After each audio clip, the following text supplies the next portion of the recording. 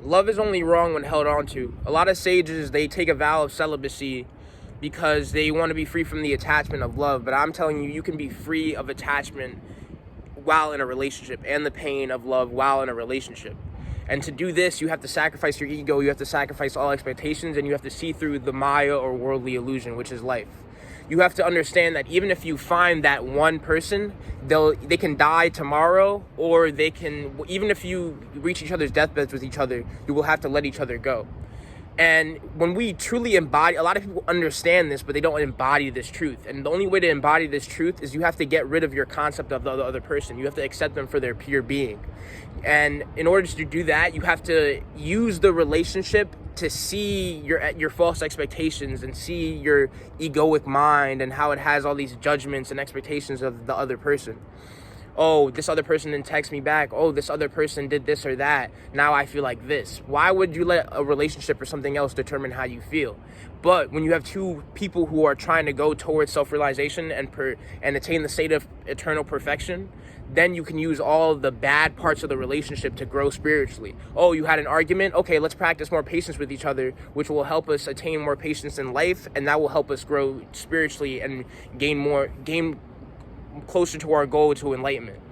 But when we use relationships to satisfy lust and sex and carnal desires and needs, and it's like so pathetic, because you could experience so much more than that.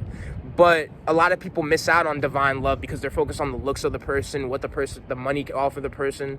But true loyalty and true divine love is so beautiful, but you have to earn it. You have to give away your ego. You have to be willing to lose. And when two people are willing to lose for each other, they end up winning with each other. But it's rare that people are willing to sacrifice their ego and go beyond lust and satisfying their sexual desires. And it's very hard to let go of the attachment to the other person, because I call it the child's favorite toy syndrome, where it's like you have your favorite person and you have all these expectations that they're gonna be by your side, because nobody wants to face the fact that they're alone. Nobody wants to face the fact that you could end up on a mountain alone in this world. It's crazy. Like, you really have to master being alone. Like, you can get deserted on an island. That's possible. It's crazy, but it's possible. Like, our bodies, we're always physically alone. Obviously, being beyond the eye and beyond the mind, we're all one and we're never alone. But physically, in this reality, we can lose anybody at any time. So it's foolish to try to hold on. That's why we should try to love everybody, the oneness and the God or the goddess in ourselves, and the God or the goddess in the other person, because that frees us, because our love is free now. Now we love the dog just like we love our mother. Now we love freely, but I know there's different roles attached to this worldly life, but deep down you will accept and love everybody the same. Obviously, you'll have feelings that are different, but deep down the acceptance of everything is the same in love and divine love. And you can experience this by letting go of your ego, but you have to earn it.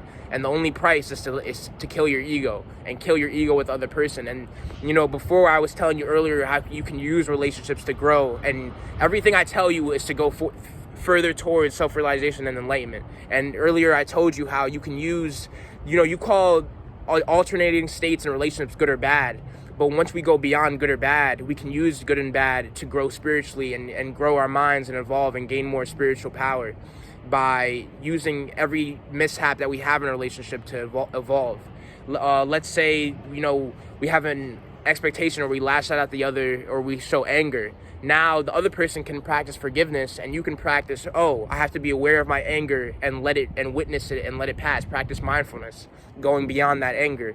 So there's so many ways we can use spirituality to grow, and the Tantric approach is the way to do that in relationships. It's amazing. I have so much more to tell you guys, but I don't want this video to be too long. This is just kind of like a beginning of what I'll be talking about in Tantra.